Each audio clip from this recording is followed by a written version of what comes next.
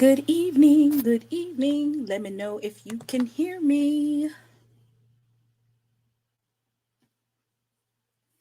Let me know if y'all can hear me.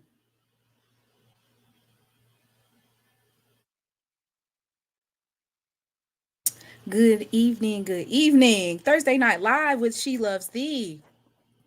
Oh, I can't wait for tonight, y'all. We're going to talk about some football. I ain't going to be talking as much mess as I was talking last week because I got knocked in the mouth. Look at Blue in the chat. Yo, listen. This week 4 was absolutely ridiculous, right? There was a lot going on. A lot of games that didn't end how we thought they would, Bethune-Cookman losing to Clark Atlanta. Prairie View dropping to 0-2 in the SWAC West. I don't think a lot of people realize that Prairie View would do that, right? I know Prairie View didn't think that. Shout out to PV versus everybody. Jackson State lost to Grambling. So, I mean, it's a non-conference game. But week 5, we have 4 matchups that we're going to discuss. Before I move on, I'm going to do a couple of HBCU community topics, and that's just basically releasing information about different things that are going on in the HBCU realm. If you have something that you would like to share, just drop it in the chat, and then I'll possibly pull up an article on it.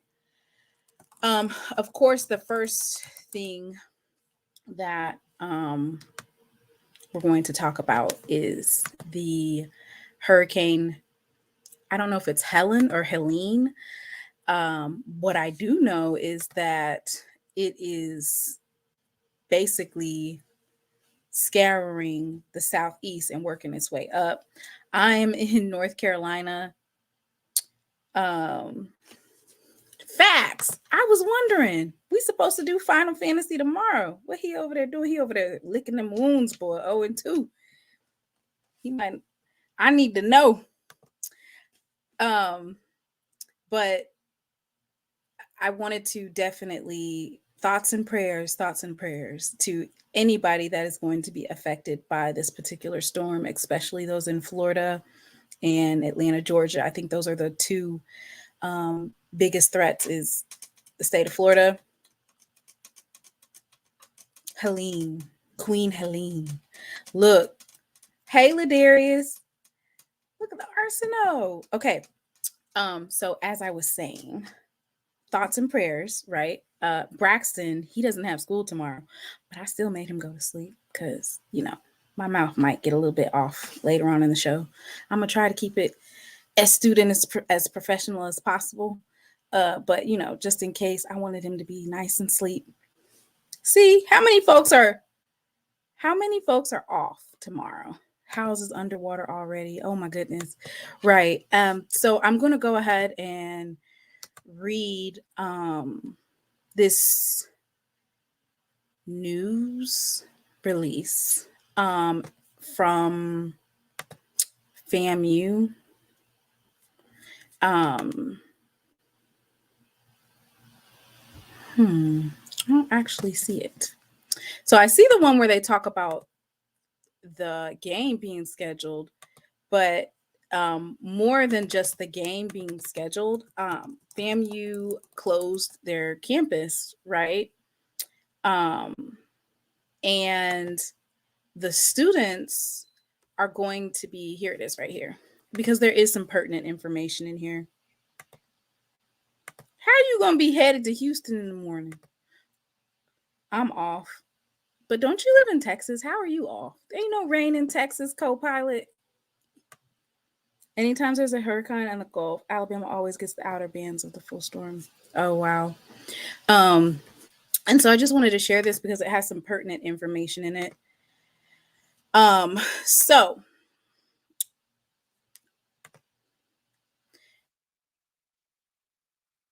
Due to the potentially dangerous impact of Hurricane Helene, the Red Cross has activated a storm center at the Al Lawson Center for FAMU students and community residents. All FAMU residents who are remaining on campus are strongly encouraged to seek shelter at the Al Lawson Center halls beginning at 6 p.m. tonight. And that was yesterday. Please bring the meals that were delivered to the residence halls with you. Below, please find guidance on what to bring and what not to bring.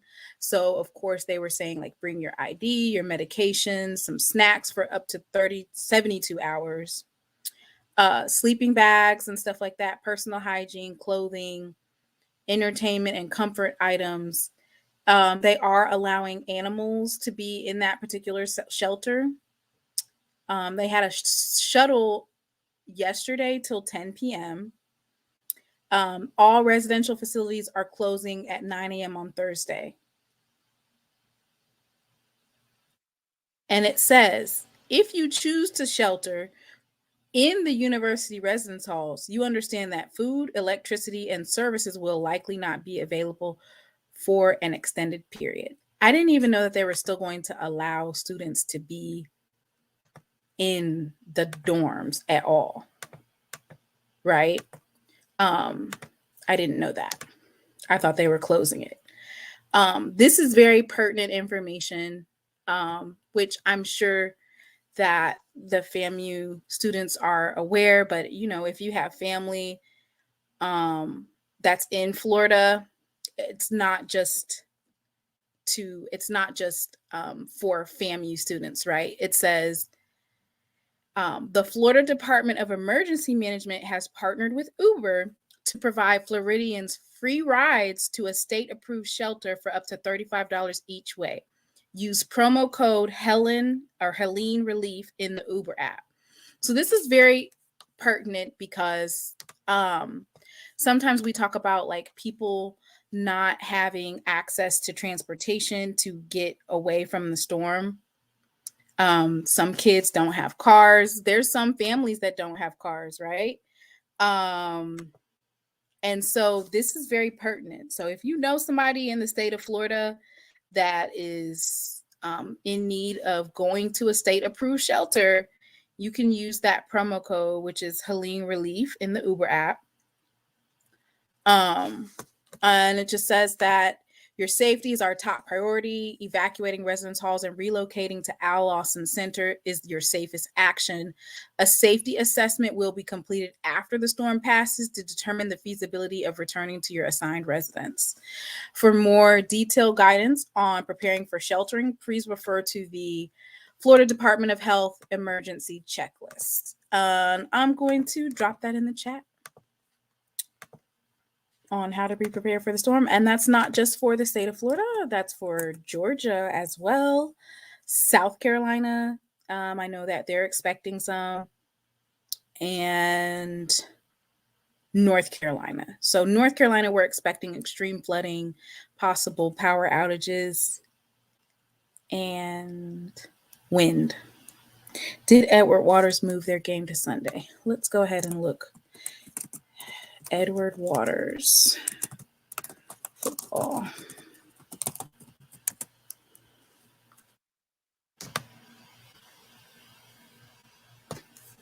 It said I can't believe they did that, but you were right. It said Edward Waters versus Tuskegee is rescheduled for Sunday, September 29th at 4 p.m. So yes, they did. So yes, thoughts and prayers to everybody that's in the path of that storm.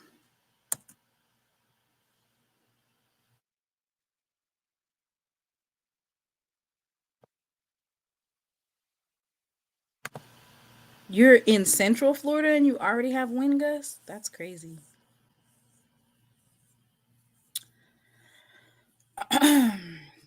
Yeah, in North Carolina, it's going to be mostly flooding, flash flooding, and stuff like that.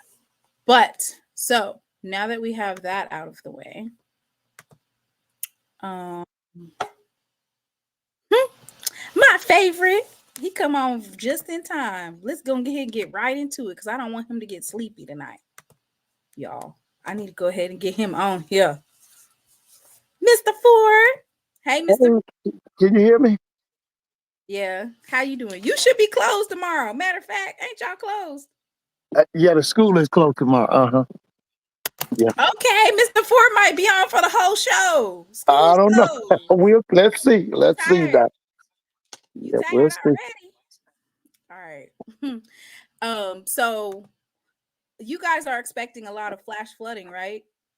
Yeah, 45 inches of rain. And you were saying something about the Florida A&M students. A lot of them did go home, but a number of them are in Lawson. They're in the arena, the Mr. Ford, gymnasium. I'm gonna just be honest with you. I'm not totally. I don't know if I. I don't know if I, that's the basketball arena, ain't it? Yeah, they're in Lawson.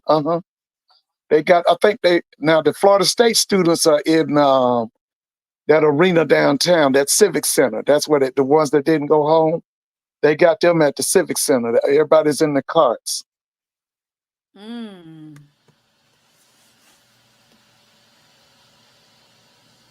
All right, Mr. Ford. Well, prayers to your family and the safety in Atlanta because I know you guys are going to get a lot of wind, a lot of Oh rain, yeah, flash yeah, flooding. yeah. I'm concerned actually about Clark Atlanta, uh, Spelman. Didn't they have issues with flooding before? Yeah, we've always had issues with flooding. Yeah, we had issues with flooding. We had issues with ice. We had issues with snowing. Oh my goodness. I just remembered they had a really, really bad flooding incident and it was like the whole what do you guys call it there? The quad? What do they call it? Uh, What do they call the four universities? I forgot the what they AU Center. Yeah, they had a lot of flooding. Yeah, yeah. Oh yeah. Well, I always Is remember is about Atlanta. Now, is it's Lawson one thing to on stop one of the Atlanta. Is ice first, snow, and then flooding. That stops Atlanta. is Lawson on one of the hills or is it in one of the valleys? This is Mr. Moore That, asking. Is that's it right behind the stadium. It's right behind behind Bragg Stadium. but is it on a hill? Is it high up? Yeah, I think it's yeah. You have to. Is Mr. Campbell in here? I don't think so. Oh, okay, but yeah, I The think it's AUC is built on a flood prone area. Oh yeah, wow. because you know the AU Center it's kind of hilly. That area over there is kind of hilly. Some of it sinks down and then some of it's up. Yeah, it's like I told you now. If you want to stop Atlanta, let some ice come, let some snow come, and heavy rain. We had a tornado in Charlotte today. Yeah, that's what they're looking at. They got tornado watches all over South Georgia right now. Mm, mm, mm, mm. Mm, mm, mm, mm. So Mr. Ford, I'm so Uh, glad you came out early, Brother Bakari and my Uncle Willie. Y'all can come up here early because we can ready to get right into it so we don't miss nothing. So um we got week 5. The 4 games that we're gonna talk about tonight: Alcorn versus Valley, Jackson State versus Texas Southern, Prairie View versus Grambling in the State Fair Classic, and then Alabama State versus Bethune. I think we should probably get the Alabama State versus Bethune and Alcorn versus Valley out first, right, Mr. Ford? Because I feel like these games are, pretty self-explanatory. And then we can do a deeper dive into Grambling versus Prairie View in the State Fair Classic and Texas Southern versus Jackson State. So, Mr. Ford, who you got in Alcorn versus Valley? Alcorn. I got Valley. I think it's muscle memory. I don't. Yeah, I know Alcorn's Muslim not looking good, but they used to beating Valley, so they'll beat Valley. Valley said it's a new day. It's a new day. Well, we'll see. We'll see. Yeah, We'll yeah. see. Yeah, Alcorn versus Valley. It's a new day in Itabena, Mississippi. They got a new stadium or a new field, a new jumbotron. Yeah, I They got heard. a new logo. Oh They yeah. got an AD. They got their band up, and they ready for war. Okay. Well, Valley by 40. okay. This could be a great upset for Valley. Alcorn has been struggling a lot. Like they were struggling with Edward Waters through the first half. I feel like that second half was due to fatigue for Edward Waters. Um, Okay. all right, Alabama State versus Bethune, Mr. Ford. Well, first, you know what? I didn't get to see you last Saturday, so I want Uh-huh. to know what your thoughts were on that Bethune-Cookman game. Right now, probably Edward Waters could beat Bethune. I don't understand nothing going on at Bethune. I can't believe that you let a perennial loser, my school, come to you and do that. Your school is a perennial loser. We are. That's what we are. Mr. Ford has he graduated from a perennial loser and a perennial winner, huh? You There you go. Teddy, the new coach said we ain't going out like that. Listen, I'm hoping he gets a bigger job. You look I, at you, I, you already trying to pull him to the SWAC. Well, yes, yes, because I think he deserves it. I think he deserves it. Mr. Ford, I don't want you Uh, to clear out no coaches at week 5. no, but I think he's, 7 I or like what 8. he's doing. I like what he's doing. I think he should be 7 or given 8. a look. Huh? Week 7 or 8, we might be having a discussion on possible openings, maybe. Right? Well, All right. I'm quite sure it's going to be an opening in Huntsville, and the way things look, it might be an opening in Daytona Beach.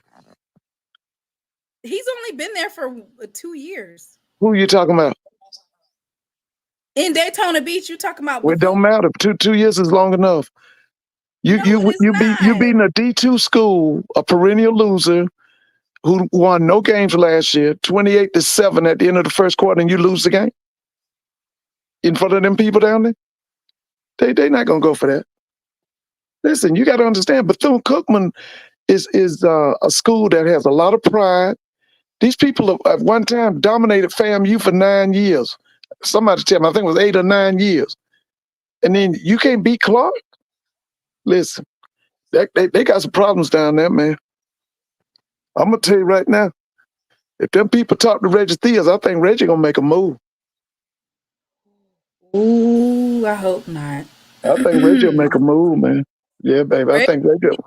Reggie been getting his time to get his basketball game. His Yeah, but basketball listen, he football is the give moneymaker. Football is the moneymaker. They set the table. Listen, if them people start coming to them games Willie. down there in Daytona Beach, they'll make a move. And I know that he graduated from there. Willie got something to say. Uncle Willie. How you doing? I want Mr. Ford to talk about this after I get off the line. Um, I knew going into Grambling it was going to be a rough game. I only got a chance to see Jackson. I got a chance to witness Jackson winning there one time, and I want to say that was in '87. One Um, time in 87 when I was born. well, well, that's yeah. That was the last time I went to the hole. But now my very first game, my very first SWAC game ever, when I was 12 years old, was in '77. And Doug Williams was quarter. I want to say Mr. Ford. I'm not sure. I want to say Uh, Kellen Winslow was his tight end. I'm not sure, but I what know you that talking was a about? 19-12 ball game, and it was up in the vet, and that's before they added the U in the vet. But that was my very first. But every time they play, it's a tough game, and that's the most fairest game I done seen played. Now I'd be reluctant when we play those Louisiana teams because the referees don't normally go our way, but um, you can't use that as an excuse. But what I want Mr. Ford to talk about, we have a lot of casual fans, man, and they get up and they get excited over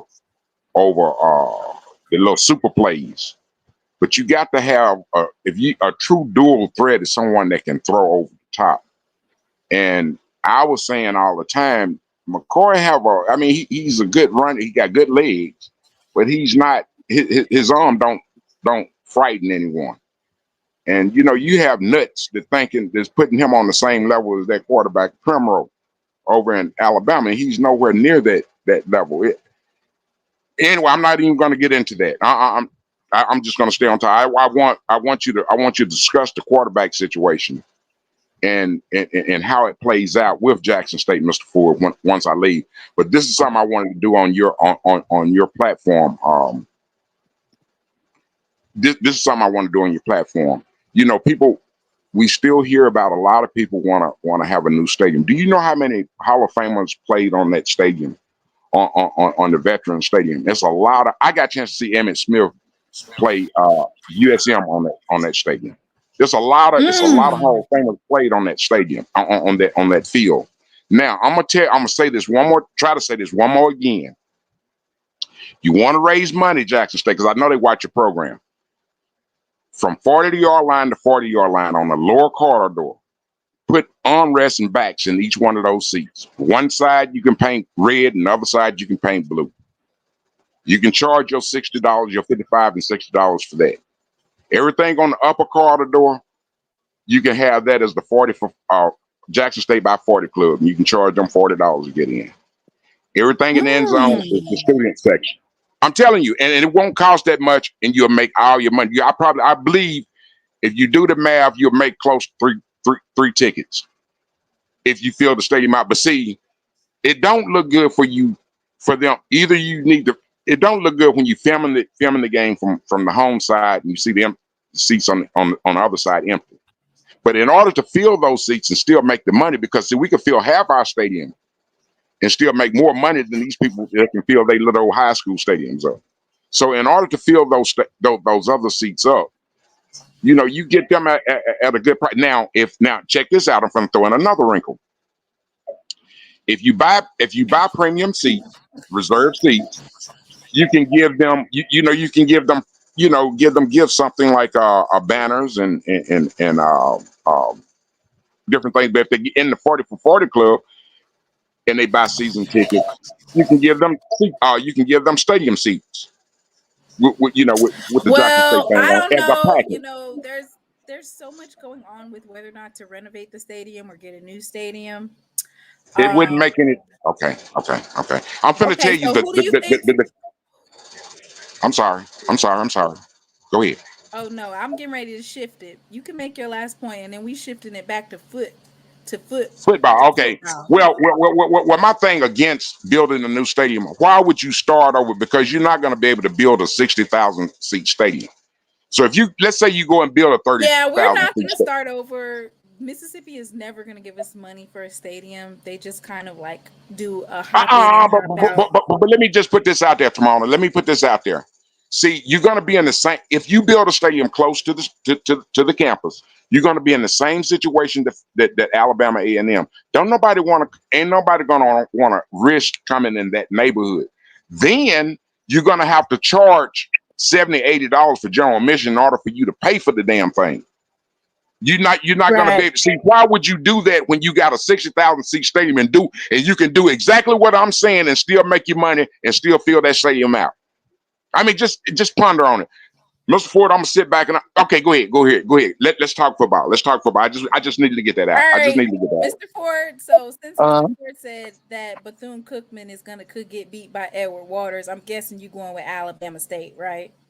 Yeah, I'm going with Alabama State. I think it's total chaos and confusion. Two schools up right now. I think it's total chaos and confusion. That's Prairie View and that's Bethune-Cookman. I don't know what they're doing. I mean, everybody's saying, well, what happened to Prairie View? To me, I think it falls on Bubba McDowell. Because last year you went down to Tallahassee, you got, like y'all say, mollywopped twice. It was obvious you needed to go out and get you some defensive coaches, especially a defensive coordinator, and you didn't do it. You hovering mediocre coaches. And then they got the nerve to talk about you gonna play for the West. My food burning. Ooh. So I guess we can go ahead and move right on into Prairie View versus Grambling then in the State Fair Classic. Let me go ahead and read you a couple of stats about the State Fair Classic, and then I'm sure you have some great information about this historical event. So, the State Fair Classic was held annually at the Cotton Bowl. It began in 1925. It featured the Wiley College Wildcats Yeah. and Mhm. Langston University Lions. The Right. first game that was played was in October 19th, 1925, and it resulted in a 0-0 tie with neither team scoring before a crowd of 5,000. Both teams met for consecutive years in Dallas before Prairie View replaced Langston in 1929. The contest always took place on Negro Day at the Right. State That's right. Fair. Yeah, that's right. Negro Day? That's Yeah, when that's right. all the black people can come. Right. That's right. Lord, the more you know. The contest always took place on Negro Day at the State Right. Fair of Texas and would feature the city's black high school football championship in the afternoon. Oh, wow. Followed by the much anticipated college game at night. Right. It's an early concept of Monday Night Football. It could be attributed to the Texas State Fair Classic and Louisiana's own State Fair Classic, as the contest took place on Monday nights from the 1920s into the 1960s. Wiley was not the only college to play Prairie View in the State Fair Classic during that era, as the Panthers battled Tennessee State in 1956 and then Texas Southern until 1959. Bishop College relocated to Dallas, eventually taking Wiley's place in 1961 in the annual contest. In the 43rd Annual Classic in 1967. From that point on, Prairie View A&M maintained a presence in the Cotton Bowl with matchups against Bishop and others over the years before moving its annual rivalry game against Grambling to the Cotton Right. Bowl Stadium in 1985. The Panthers series with Grambling has also previously been hosted by the State Fair of Louisiana before returning to on-campus venues in 1962. Prairie View football program disbanded in 1990. Dang. The State Fair Classic featured Grambling and Elizabeth City State. Even though Prairie View bought football back in 1991, that year Grambling played North Carolina A&T.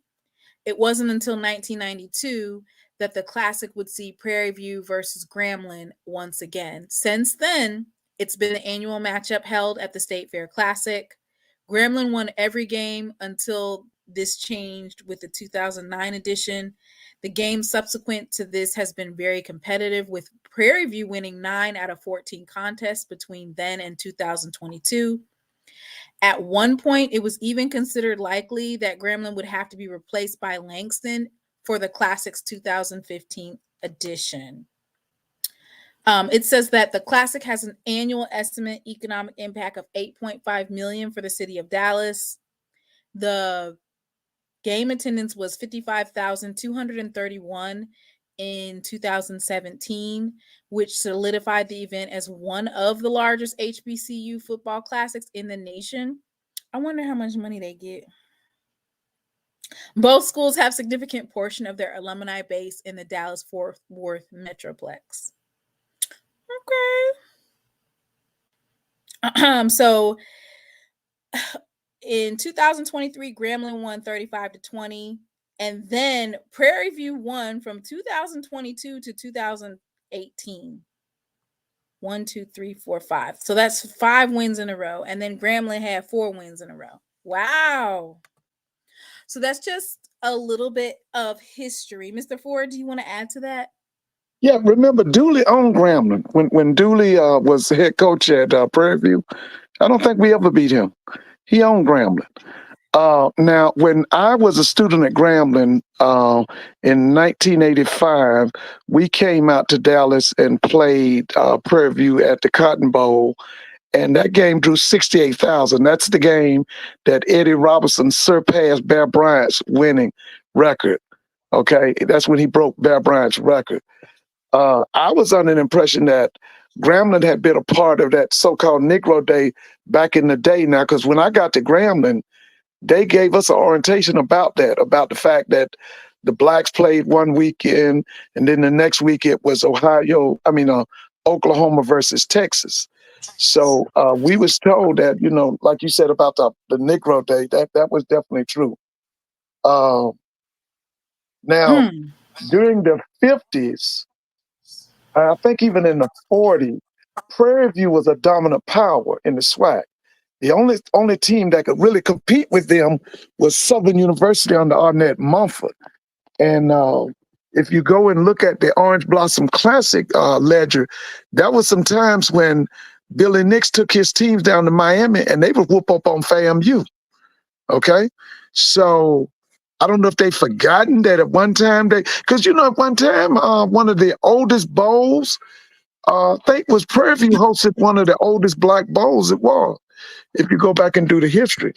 But yeah, that about that Negro Day, that was reality. That's how it was. Because I was told about that as soon as I got to Grambling. This is an interesting matchup, right? Because between who? Between Prairie View and Grambling. No. Let me say this. Let me say this. If Grambling doesn't beat them by at least 2 touchdowns, I'm gonna have a problem. Because I'm telling you, there is chaos and confusion out there in what is that, Waller County? What's that county Prairie View in? Isn't it called Waller County? What you're saying is it's not even close.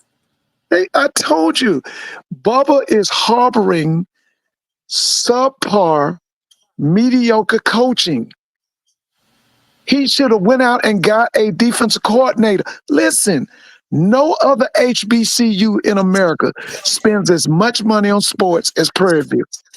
Okay? He got money to spend. And for him to bring that guy back this year, and they're looking worse this year than they looked last year. Dang. Okay, so basically you're saying, so this is the thing though. So if Prairie View loses this, they will be 0-3 in the SWAC West.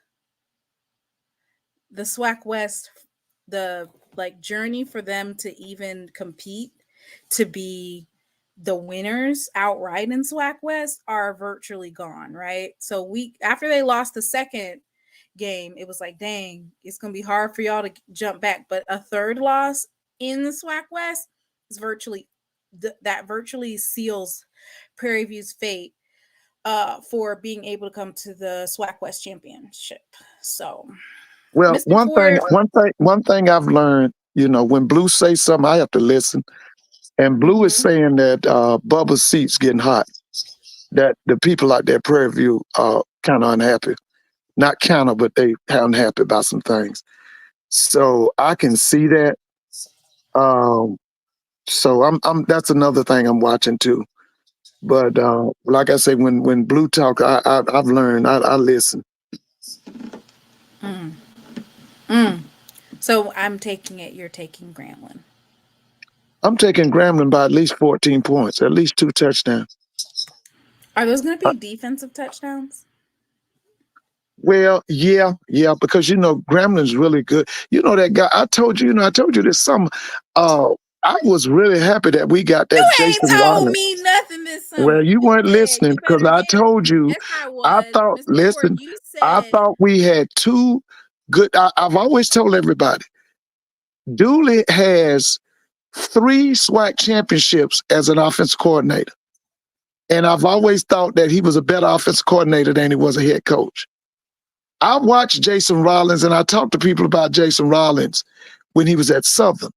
Now, I thought they made a mistake making him the head coach the way they did. But he's showing you that he's an outstanding defensive mind. He's showing you that. Because that win last week against Jackson, that was defensively led. Grambling's Miles Crawley and them, they ain't doing it right now. I love them running backs. and he makes an occasional throw, but he's not there yet.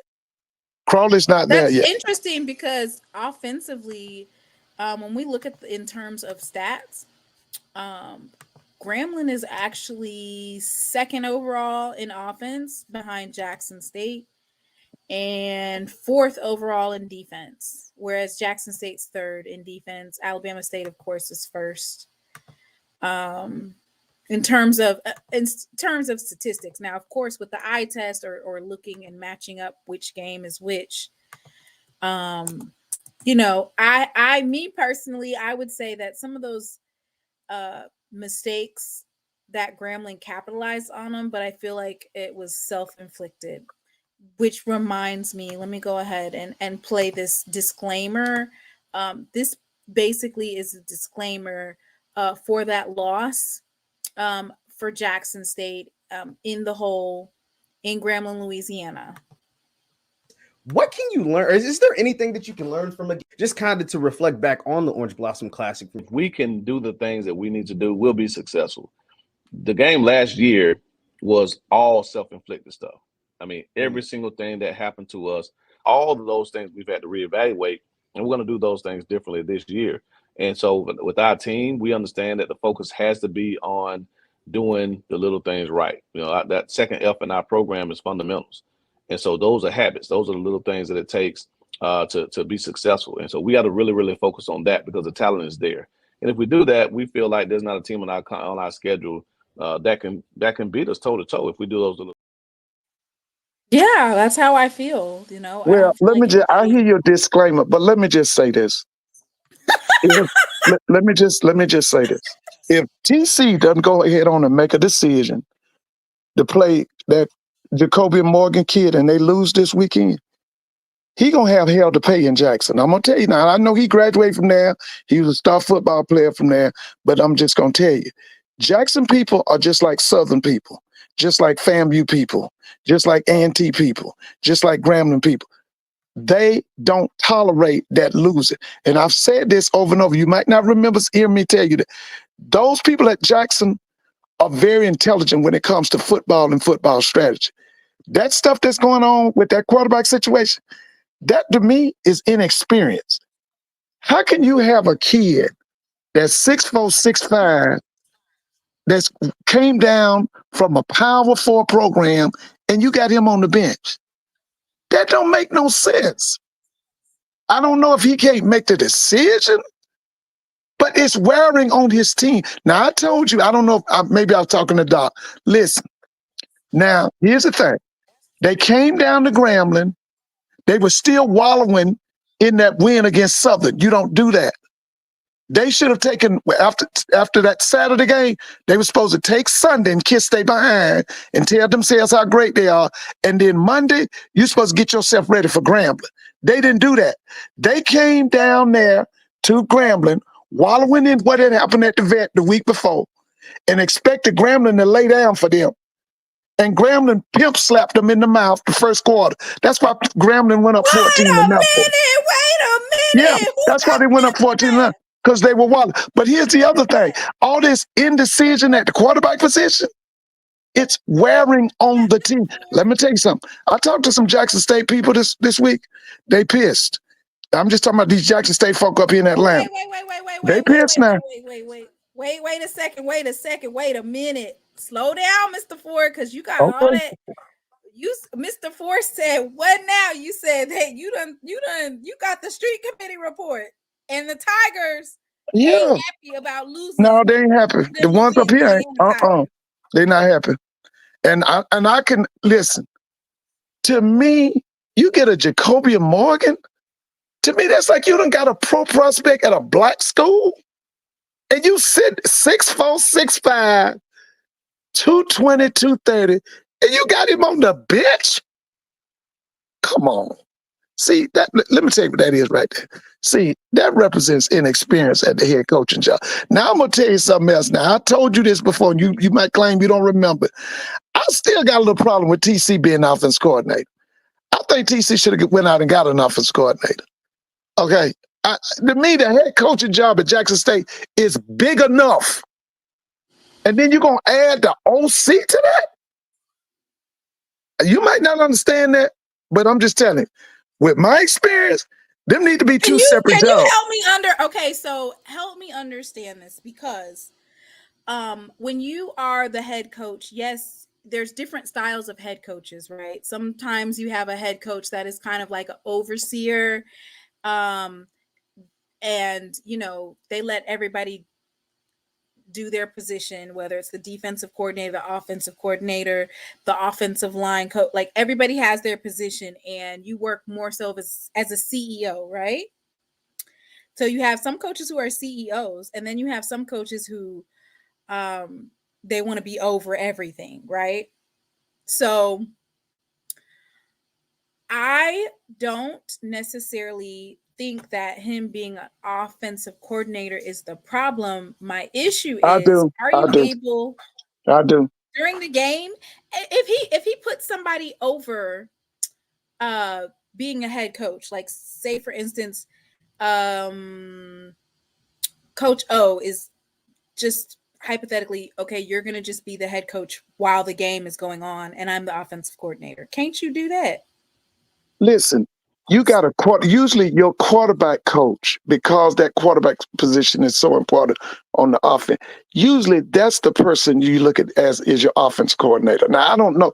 I think he got the young man from Mississippi State. Who's the quarterback coach? Do you know? Rip Kirk. Okay, we might need to look at him. Now, if we can't look at him, let's look at bringing somebody in. Because I'm gonna say this again. I mean, at this point, let me say this. Let me say this. Being head coach at Jackson State University is big enough job, because that's a 24-hour job. There is no downtime. Even in off season, that's still the job. Okay. Then you're gonna add OC, offensive coordinator, to that. Now, you can go along with that, but to me, I think that the head coach needs to delegate that responsibility. Pick somebody you got faith in and make him the offensive coordinator. Because like you said, the head coach is a CEO, okay, but he needs to be able to know how to delegate authority.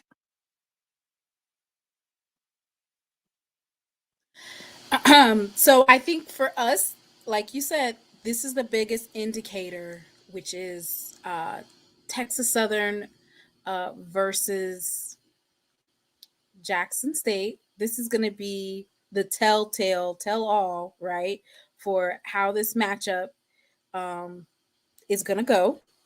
I feel like if we just defensively, we got it. It's beautiful to see, Mr. Ford. Everything that was wrong with our defense last year has been virtually resolved, with the exception of maybe the DBs and their placement on the field. Sometimes they're playing off man, right? And zone coverage, or they're not I don't know what it is, but they've had some Well, drops. your linebackers could be more aggressive too. Now, don't. I mean, you're right. Yeah, I agree with you. Like our linebackers. The defense is. Listen, the defense has gotten better, but I can see that those linebackers stepping up a little bit more. I'm gonna be honest with you. Okay, you're not where you were when you had the Miller kid and that kid named Hampton. What's that kid name y'all had a few years ago? Hampton was from the previous regime before Prime. No, he played for Prime. He played a year or two for Prime. Yes, he did. Miller and that Hampton kid were in the middle. No, I know they were here, but what I'm saying is Keontae Hampton is from the previous regime before Prime. Yeah, but he also played a year. He played for Prime too. Yeah, he did. But that was one of But let me tell you something. Can you imagine that defense right there with Miller and that Hampton kid? Can you imagine that defense? And that's what I'm saying now. The linebacker play, to me, since them two right there left, has kind of gone down. Okay, so it can get better. It can get better. Joshua Nobles, they have it. I feel like. Oh yeah, now Nobles is, to me, it's more of a hybrid defensive end. Because he's like a stand-up defensive end. I'm talking about in the middle of the defense. I'm talking about them two linebackers in the middle. Noble's Inside is more linebacker? like a James Houston type guy. I'm trying to see. Well, Reed Pulliam then. Reed Pulliam is inside. I want to say he's inside. An inside linebacker, I think. What I'm saying is, the tackling. What you know that in the grand scheme of things, when we look at the stats, and hey, brother Bakari, Jackson State is 3rd overall in defense, and going into last week, we were 2nd. They still can improve. They can get better. They can Of get better. course, absolutely, Yeah, absolutely. they can get But better. the scoring that took place, we held Grambling to 14 points. Like Or I said, maybe it was that win 17. last week by Grambling, that win was a defensive-led win. That was Right, more right. about But the Gramblin's defense and them for turnovers than it was about that offense. Brother Bakari, what do you think about it? You on mute. What's going on, Mr. Hey, Ford? What's up? Hey, how you Can y'all doing? hear me? Uh-huh. yeah, we Look, can hear you. what I think about it, I want to watch the game this week. If Jacoby ain't starting, I know I ain't betting no more money on Jackson State. I can tell you that. I'm just being honest with you. They will win. Jacoby, and on top of that, Jacoby Morgan is proven 4-1 as a starter last year in the SWAC, 10 touchdowns to 1 interception, 6 running touchdowns to 1 fumble. I'm not saying McCoy is not going to be, but it's not going to be good, but it's not his time now. And I don't think they will win. I know he said it was a defensive-led victory. It was, but it's easy. And every time any team that play Jackson State is going to be a defensive-led victory with McCoy in the game because it's 3 yards in a cloud of dust and you only throw the ball 4 or 5 yards downfield. When don't care who you play, you can just put everybody in the box. Grambling didn't do anything extra special. They just brought people down in the box and dared Jackson State to throw the ball more than 5 yards. That's really what they did.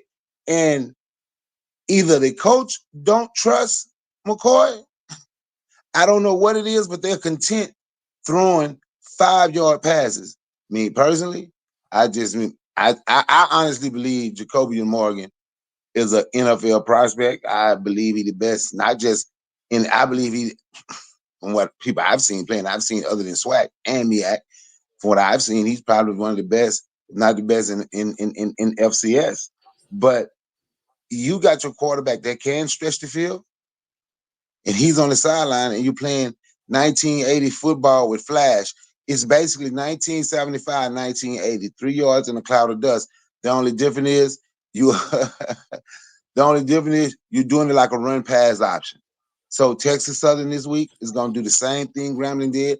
They're going to have 7 people, maybe even 8, down within 5 yards to the line of scrimmage and dare Jackson State to throw the ball more than 5-6 yards. And if they're not willing to throw the ball more than 5-6 yards, as much as I hate to say it, we're going to see a lot of the same. Not saying they're going to lose, but you're going to see a lot of the same struggle on offense.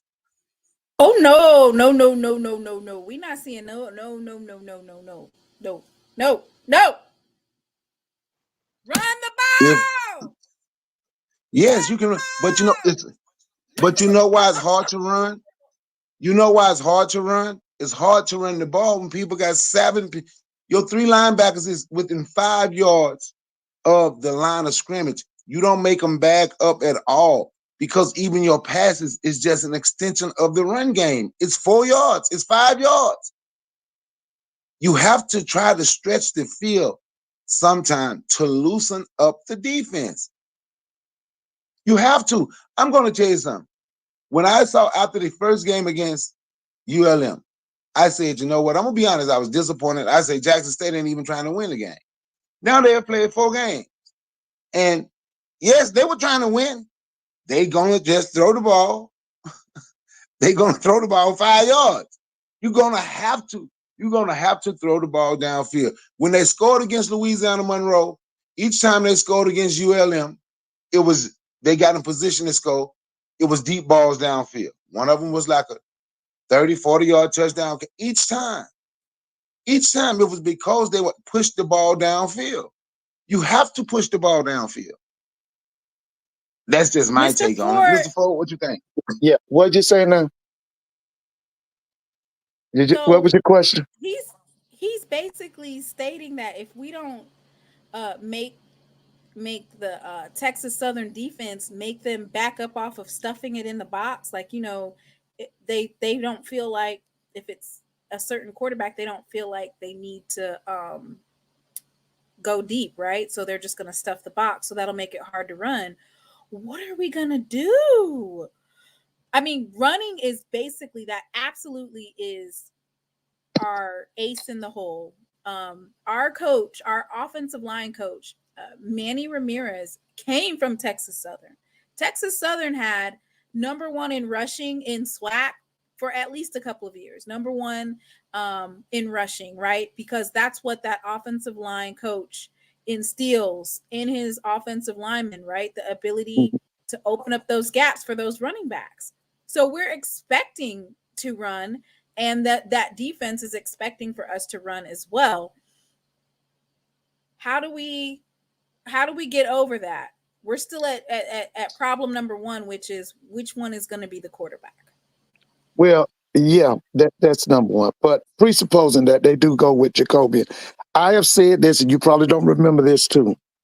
I've always thought that Jackson State was better when they play with 2 tight ends instead of 4 wide receivers and 5 offensive linemen. I thought they were better, especially with that kid they got. What's that? What's his name? Handy? What's that kid? The guy that's Marvin Landy. He comes yeah, in handy. Landy. I like Landy at the H-back, but I believe that they should take one of the wide receivers off and put a tight end. I think, to me, Jackson State is more dominant. Like I tell people all the time, I still think Southern is more dominant when they play with 2 tight ends. But one of the things you have to understand about modern-day football, see, like he was just telling you, and he's absolutely correct, what Brother McCarty was saying. When I was coming along, it was about you run and then you run and then you throw. But see, when the people now smarter, they pack that box. You got to throw, and then the throwing opens up the run. It's a little opposite of what it was when I came along. And to me, to throw that football for Jackson, Jacoby Morgan got to be on the field. He got to be on the field. And this whole indecision, to me, all I can say is inexperience. You got a kid like this, you got a 6'4", 6'5" quarterback that you got from Syracuse, and you got him on the bench? Come on. Now, let me say, Timon, I agree. We do need to run the ball. But with them backs we have, with those backs we have, and you can rotate those backs in and out, and they're damn good. But I'm telling you, when that game start, and you gonna start out loosening them up, you gonna hit them with that pass at the beginning of the game, then you just run that ball down their throat. Then you run that ball down their throat and you kill them. But you're gonna have to be willing to take chances. You're gonna have to. I don't know. That's my take. Well, I'm And I gonna think go Jacoby ahead and give a breakdown. This breakdown thing is a breakdown by a Jackson State alum, and these are his thoughts on Texas Southern. He looked at film and he broke it down basically for what do we have to look for, what do we need to be studying. He did that. So shout out to JB. I'm gonna read it. So Texas Southern was 3-8 last year, 2-6 in conference. They were picked to finish 6th in the SWAC West. They have 6 players listed on the preseason all-conference team. The first team is Jacob Williams. He's a linebacker. Second team, Chase Wilson with the quarterback. Madai Torrance is offensive lineman. Michael Atkins is a defensive lineman. Isaiah Bogerty, I think it's Bogerty, he's a linebacker. And then Javius Williams is a defensive back. As we all know, Chris Dishman era begins. He's the 18th head coach, taking over a program that has not had a winning season since 2000. Damn, they ain't had a winning season in 24 years. It don't matter, Mr. Mona. This is a different ball game. Championship season It don't wins matter. are vacated. All right, I'm just reading. Yeah, but it don't breaking matter down because this guy here, I've told you before, in the SWAC, if you come in and you implement discipline and you organize your team, you can win in the SWAC. Because we got so many Right. teams who don't have no discipline, they're not organized. It's obvious this guy's got this team organized.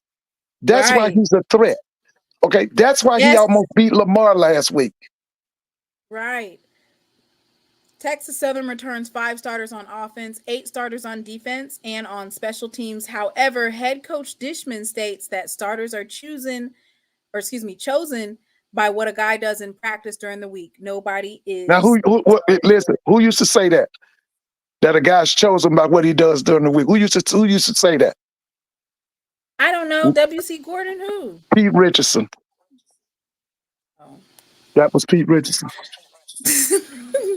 Offensively, Texas Southern is ranked 9th in scoring offense, putting up 17 points per game. They rank 11 in the SWAC in total offense, only averaging 237 yards per game. Texas Southern hangs their hat on running the ball, and Jackson State defense can hang their head on stopping the run. Just FYI. They currently average 142 yards rushing a game, which is good for 4th in the SWAC behind Jackson State. However, they average less than 100 yards passing a game.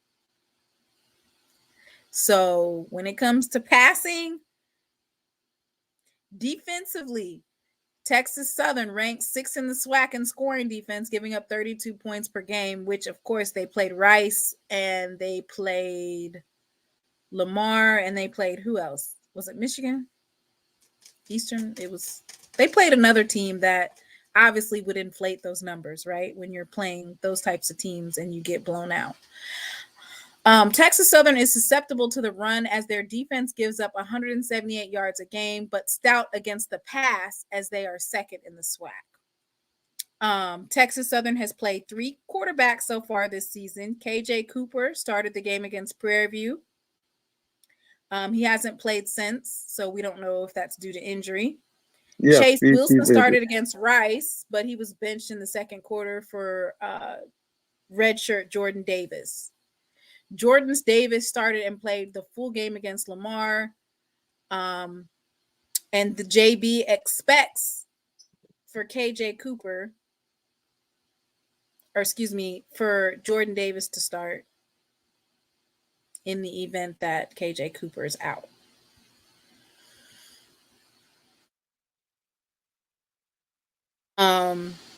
We're watching you.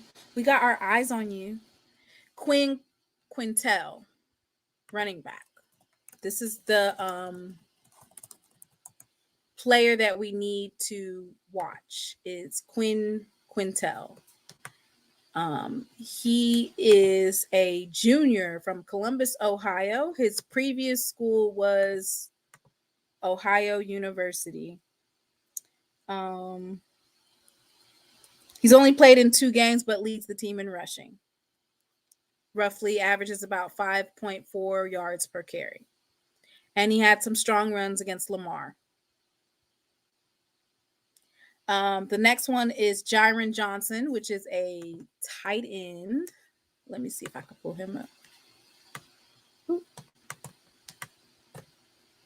Let's look at Jiron. We got our eyes on you. All right. Don't try no funny stuff. No. Okay. So Jiron Johnson, tight end, 6'4", 210 pounds. He's from Sorrento, Louisiana. He's a senior. His previous school was East Ascension.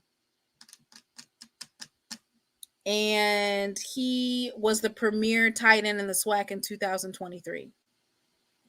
So he had 37 receptions for 405 yards and 4 touchdowns last year. Wow. So it looks like they need to be utilizing their tight end a little bit more.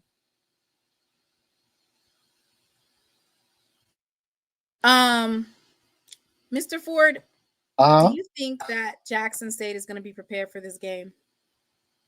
yeah, yeah. I just want to see, the situation with the quarterback. Now, here's the thing. Now they're gonna be sky high. I think it'll be a big crowd. Now I might be wrong, but I do believe it'll be a big crowd. I think Jackson people will come. The Jackson people in Texas. I think they'll come, and I think that the people from Texas Southern, they'll be. I think it should be a big crowd. And I'm looking.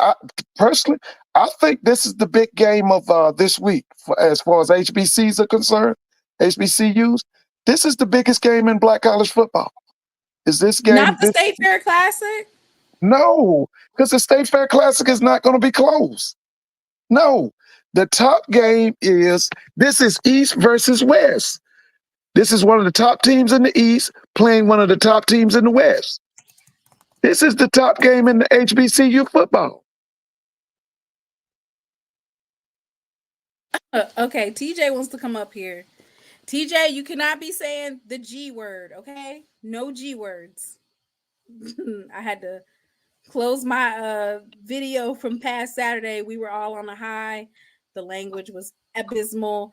In order for me to monetize it, I had to clean that stuff up. What's up, TJ? Hey, Tamona. How you doing? Hey, Jay. What's going Yeah, I'm on? about to go back on the floor of my breakup. I'll just go backstage. Okay. Oh wait, Jay. Huh? Shout out your channel real quick. Oh, so Everybody, go ahead, Jay. okay, so everyone, my channel is JTV Videos. I just want to say that I finally reached 500 subscribers, so I want to thank everybody for subscribing. And I'm gonna post a link to it in the chat real quick. Mm. So everybody, make sure that you follow Jay, because he is covering the Sonic Boom of the South. He has some great videos, and he is Jackson State through and through. We want to make sure that we are supporting him and his channel. So I'm gonna go ahead and post his link in the chat. Hey, Okay, congratulations. Congratulations. TJ, What's going on? Come on. gotta taper our tongue. Yeah, that's my bad. No, you good. We shouldn't be. We're not all riled up right now. We just talking football, right? We talking football. Yep. Texas Southern's last win over V was almost back when Juvenile dropped back that ass up in 2000. What? Texas Southern hasn't beaten Jackson State for 24 years? That's not true. Texas That Southern can't hadn't been competitive since Johnny Cole was there. How many years ago was that? Oh my God. And that's Hey, Miss why Whitley. Chris Dishman, that's exactly why Chris Dishman popped Prairie View in the mouth. That's why I said that stuff about what you was reading about in the past. This is a total different regime. The way that they playing right now, this has nothing to do with the old Texas Southern. He's got them guys confidence, and the reason they playing with the confidence they're playing with, they know their assignments. There's nothing to chance. It's obvious when you watch them. I'm telling you, they're organized and they're disciplined. So yeah, that's what it says. This is Jairus Boone's his synopsis of Texas Southern, and he does say that Texas is a fundamentally sound team. They only average right at 50 yards in penalties a game. They're very disciplined. They control the clock because they run the ball and they run the clock. They basically control that time that they have the ball. It says they don't normally line up over the ball until the game clock is at 15 seconds. They don't actually snap the ball until the game clock is under 5 seconds. So basically, they are utilizing time against you, which is an interesting, that's an interesting setup, right? To utilize time against the other team. Well, it's ball control. That's ball control. Okay. Yeah. Well, I'm gonna give my intake on it. We're gonna have to come out and use them tight ends, like Mr. Ford said. We're gonna have to use them tight ends and come out fast because we know how Texas Southern is, and like you said, Texas Southern they control the clock. Now, I'm gonna say this: running that 4-2-5 against Texas Southern and the way they run the ball, can't do it. I'm not gonna say can't do it, but I wouldn't run that. What you running? I mean, I'm basically stacking the box 5-2, because I'm, 5, huh? You probably that. putting Yeah, five probably. two? Yeah. Because hey, look, let me tell you, them running backs ain't no joke. I'm letting you know that now. I'm a Jackson State fan, and I'm just give credit where credit due. Them running backs, they good too, man. We're gonna have to them defensive linemen gonna really gonna have to come and play Saturday. They gonna have to. So there's people in chat saying that aggressively we started off too aggressive on defense. So I think the difference between Grambling and Texas Southern and Mr. Ford, even Mhm. though Crawley's able to pass the ball, right? So I Uh-huh. think for us, the blitzing and stuff like that, it gave Miles Crawley the ability to pass the ball, right? But Texas Southern has shown that they don't have a passing game. Uh, I mean, for me, just watching that game, I mean, they pick up on that blitz, and you just give that quarterback time to just sit in there. He gonna make the throws, and he's not inaccurate either. He's very accurate though. I have to give it to him, and he can also beat you running. Mm. He can get out that pocket. That's what I'm saying. We can't. There's certain packages that we're gonna have to run. Like You come up out that pocket if you want to. I got a couple of folks gonna be waiting on you. All right, so these are players to watch defensively. Javius Williams is a DB who returned to Texas Southern this season. He leads the team in tackles through 3 games. He has 22 total tackles, a tackle for loss, and 3 pass breakups. Isaiah Bogarty returned to Texas Southern. He's the second leading tackler. 21 tackles, 2.5 tackles for loss, 1 sack, and 1 pass breakup. And Canary Simmons is the third leading tackler. Excuse me.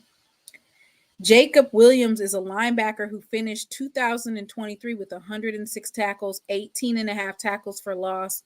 He didn't play against Lamar. So we're going to see if Jacob Williams plays in this Texas Southern versus Jackson State matchup.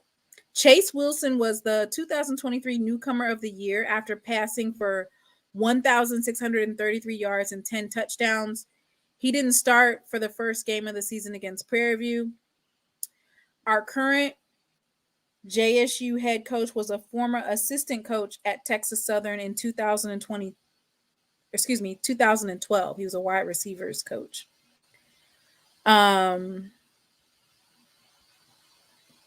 And then, of course, Manny Ramirez, the offensive line coach, he came from Texas Southern.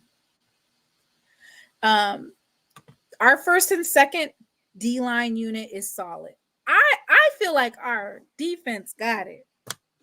And Mr. Ford, one thing I love Mhm. is Coach Quinn makes adjustments. You over here talking about we got pimp slap in the mouth in the first quarter, but what happened in the second quarter? Offensively, anyway. Well, like I said, now that game was not about Grambling's offense. That game was about Grambling's defense. That game was defensively led. The turnovers that the Grambling was able to get, the turnovers, I mean, the fumbling of the ball and all of that, that's what led to that score. Um, that's basically what got Grambling was. I mean, that led Grambling to victory was their turnovers. The fact that they caused those interceptions and those fumbles. It wasn't about We have the Grambling's best offense. we have the best run stopping defense in the SWAC. And Texas Southern's calling card for offense is running. So unless they've been working on some passing plays. And I don't even think that, to me, really, to be honest, because I'm sitting here watching that Grambling game. That defense is not. I'm gonna tell you, Jackson State made them look good. I mean, because of the turnovers we had. Because if you just think about it, when we okay, I think it was like the second quarter, like JD and Herb was getting like 7 yards a pop. Like they was getting like 7.4, like they were getting like 7 yards a pop. But they came and adjusted and they started like really just clogging the holes. So we went outside. So every time we did go outside, we got a penalty. We got a penalty. So it's like, I don't know. It's to each his own though.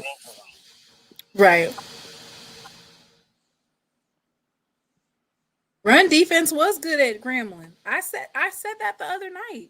They literally were negative. They were backing up. Every time they did a run play, it was negative 1.5 yards. That's what Grambling averaged running the ball. And by the second quarter, Jackson State defense was adjusted. So, Mr. Ford, who you got in this game? You talking about we talking about Texas Southern? Yep, who you got? I got Texas. I mean, I got Jackson. You sure? Yeah, I think it's gonna be close though. Yeah, I got Jackson. I got Jackson. TJ, who hope you got? You know I'm going with them Tigers. No, I'm just kidding. Give me a score prediction. Score predictions in the chat. Score predictions in the chat. I'm gonna do 28. I'm gonna do 28-14.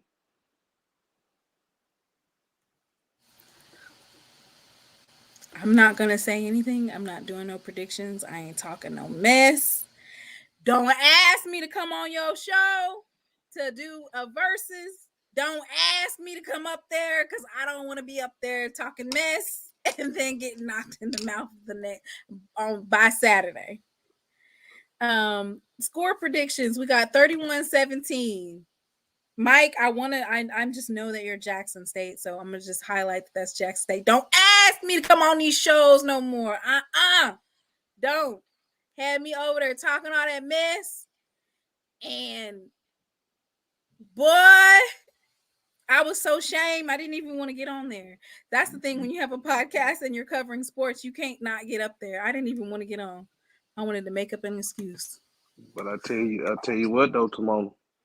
I tell you this, I'm gonna give TC a phone call come Saturday. If he don't got Trevor Terrell in that slot, listen, I'm gonna call him and I'm gonna tell him, bro, what you doing? Ladarius, Prairie View's gonna beat Grambling. They got to. This is a must win. you drinking? Are you drinking your wine again? Am I drinking? I'm not drinking my wine. You're not drinking your wine? No, I'm not. It's time for me to do my public service announcement. TJ, thank you for coming on. You coming on Saturday? Win, lose, or draw? Yeah, win, or win? Mm-hmm. All right. I will see you later, TJ. Thank you for coming on. All right. Because I ain't want TJ to be on here when I start doing my public service announcement. Mr. Ford, you can stay on here if you want to. Okay. How you gonna fix it? All right. So I want to thank everybody for coming on here, and we just had a good little time, right? We just talked football. And that's what I love doing. I love talking about football. I love in here janking with y'all, just going back and forth with the banter. So I have a public service announcement. We're getting ready to clear the air. We might clear the room. I would hope that you would stay a little while. But I do want to make this announcement and I do want to clear the air. All right. So I'm going to read my statement, and then I'm going to go over a couple of things. And then I'm going to leave it at that. And everybody's going to be blessed. And we will see you guys back here on Saturday for SWAC Saturdays with a big win. We're going to have Jackson State beating the Texas Southern Tigers. We're going to have Prairie View beating Grambling, even though Mr. Ford said no.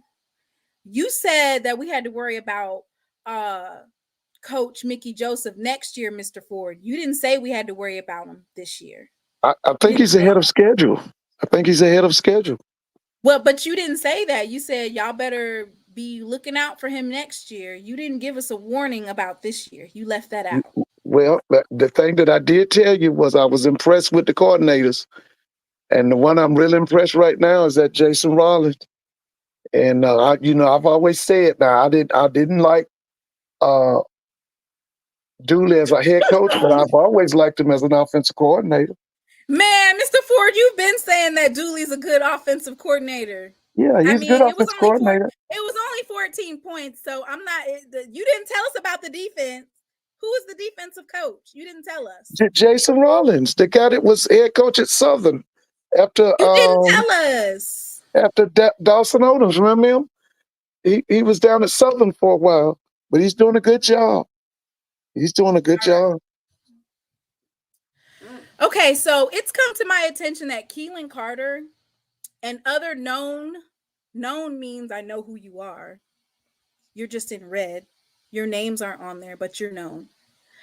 Co-conspirators have been spreading baseless lies, false narratives, and outright untruths in group chats and online, and to people, all aimed at tarnishing my brand and the credibility that I have worked tirelessly to build. These actions are disgraceful. They're contemptible. A reflection of the worst kind of behavior among grown men who know better. I want to make this perfectly clear. The malicious behavior will not be tolerated.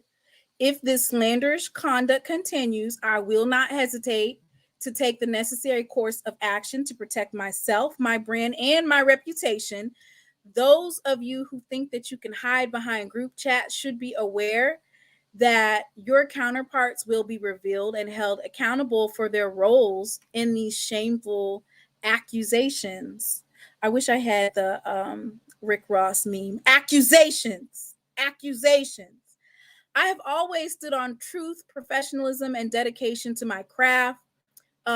She Loves Thee, it was built, from the ground up, and I'm not going to allow anyone to tear it down. Moving forward, I'll continue to deliver high quality content and remain focused on the mission of uplifting HBCU sports. I'm not going to be deterred by baseless attacks. My work speaks for itself, and I will continue to operate with professionalism. I want to thank everybody who has supported She Loves Thee podcast, whether you're a subscriber, a member, you've donated to my channel, you've watched videos, you've liked them. So listen, I'm not getting ready. We not doing this. Okay. We're not. This is something that I'm not getting ready to address over and over again, because number one, it's petty, but people basically, somebody in, or I'm not going to say somebody, I'm going to say people, and the people, I know who you are, has been going around saying that I personally talk to Scotty, aka Off Script, and that I feed him information regarding Jackson State. It's probably one of the most baseless accusations known to man, right? It's like so egregiously weird, and it just doesn't make sense, right? Because I went on Scotty's podcast in 2021 when Coach Prime was at the helm and Shador was there, and I would call in and I would just say my thoughts, right? And then it got to the point where when I would call in, he would get frazzled and he would disrespect me. So I stopped going on that channel. And I was like, you know what? Let me start my own podcast. This was after the exit of Dion. And I said, you know, I love talking about football. I've always loved talking, or, you know, I like basketball. I like sports, period. I've always watched them. And I said, let me build my own channel, because if I build my own channel, I can go as long as I want. If I want to go for 2 or 3 hours talking about anything under the sun, I can. And I don't have to worry about somebody disrespecting me. I don't have to worry about somebody cutting me off, kicking me out. I don't have to worry about that because I have my own channel. And I think that we've built something special here. The chat is amazing. I have some amazing moderators, and I have some amazing supporters. But I'm not going to allow anybody to say anything negative about me. And a lot of people are like, you know what? That comes with the territory. And that's fine. But this type of stuff right here is not okay. Saying that I'm a rat and sneak dissing on Twitter and doing all this rah-rah, it's not okay, right? Making out false narratives. So I'm going to read this because it might be small for some people. I'm going to read it to you. I'm going to explain it, and then we're going to clear it out, and we're going to be done with it, right? After I address it, it's going to be done and over. It's going to be washed. There was some things that I was doing on Twitter the other day that, you know, I was spazzing out because I don't play about me. I raised my son Braxton, and I got my little podcast. I am on HBCU Plus. So this isn't just a little podcast. So regardless of if you think I know about football or not, this is a brand. And so I can't have folks saying, it says, how did you guys find out she was talking to Off Script? I knew that personally. She constantly calls into his show. No one has confirmed that. It looks like his ankle. Who told her? I have no idea. If she's wrong, she's getting her ass jacked. Who's getting jacked? Jacked? I don't even know what that means when you say somebody's going to get jacked. Someone in the chat should ask her, when did she hear that? Or where did she hear that from? So you have people that are behind Keelan who are sending him on a dummy mission to try to figure out what I know, who I know it from, and where I know it from. What? Another thing, whoever is in a group me is talking too much. They released the depth chart before it was made public. Release personal information that was kept inside the program. We will no longer release information at the time. There will be consequences. So Keelan tried to say that I released information about Jackson State's depth chart versus ULM. He insinuated that I was responsible for a depth chart being released that had that did not have certain players on it, right? The only problem with this story is that the depth chart was released by Jackson State University in a game notes that everybody can go to. So basically what I'm saying is this: stop speaking on me. Stop insinuating that I'm sharing stories with Scotty, because it's not true. Stop insinuating that I'm sharing information about Jackson State's program that's given to me in confidence with other people, because it's not true. And if it is true, then produce the results. Because when I came at Keelan and said, what's up, what you got, he was cop and please. This is how you find information about anything Jackson State related. You go to their website and you click on Media Center. This is for anybody. Anybody can get this. And it'll have all the games lined up, right? And you go to the game. We can go to Jackson State Notes. They don't have Jackson State Notes put up for Texas Southern, but for the particular game that that was in question, you could have went to Jackson State Notes. It would have came right up, and it's going to give you a breakdown of everything Jackson State related, okay, including the depth chart. So I've addressed it. I've cleared the air. I know who you are. You don't have to down me or talk down on me, or you don't have to do that. Okay? We're not doing that. Everybody everybody has, their own wave. Everybody can be in this space. I'm not trying to take anybody's spot. I'm not trying to step on nobody's toes. And it's literally YouTube. Like, everybody, if you don't feel like I know about sports, you can get your own YouTube. Okay? And that's all. We can have fun now. We can have fun. We hoping, I don't want to get jacked, but I don't want you to get jacked. Because just like you know people, I know people too. Yep. So, and that's another thing. The depth chart is only 90% accurate. But if you read the depth chart, which is 20 pages worth of information. So you might have missed it. You might have missed that depth chart. You have to really read it. And you know what? Some people, they don't read it like that, Sometimes they just kind of scroll through it and say, "Oh, this is nice." But any information that you would ever need to know about Jackson State, about upcoming games, about stats against the team that they're going against, it is all in here, and it's available, and it's at your disposal for free. And Prairie View, Lionel just was complaining about not having game notes for Prairie View, and Prairie View said we don't release our game notes to the public. So we should be very lucky. We have a great SID, Travis Jerome, and he has it to a T. He has everything broken down. And right here is week 1 depth chart. And on that week 1 depth chart, you can see who was allegedly supposed to be starting and who was not.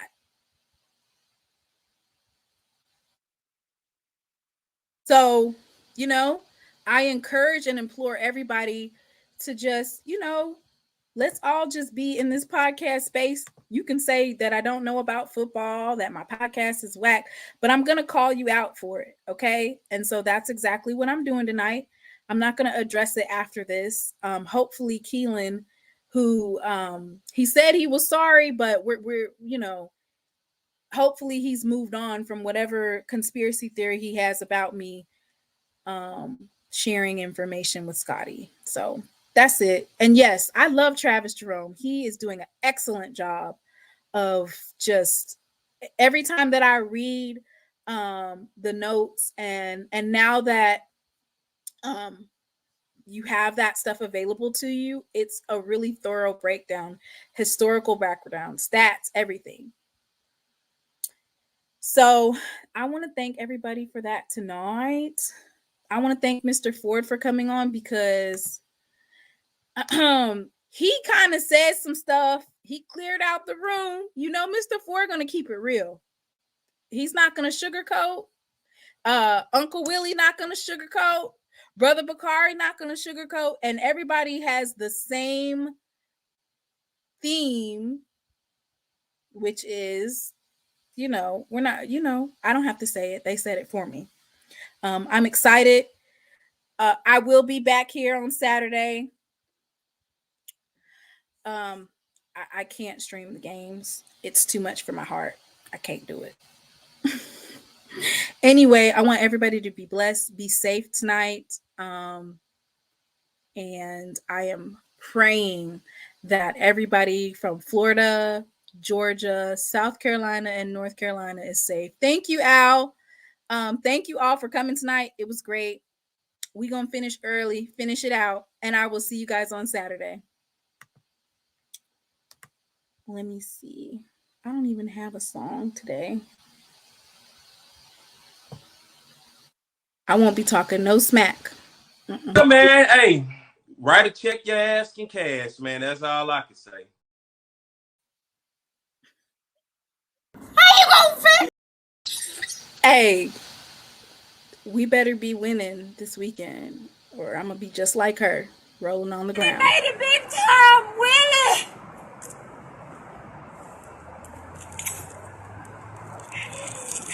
Willie!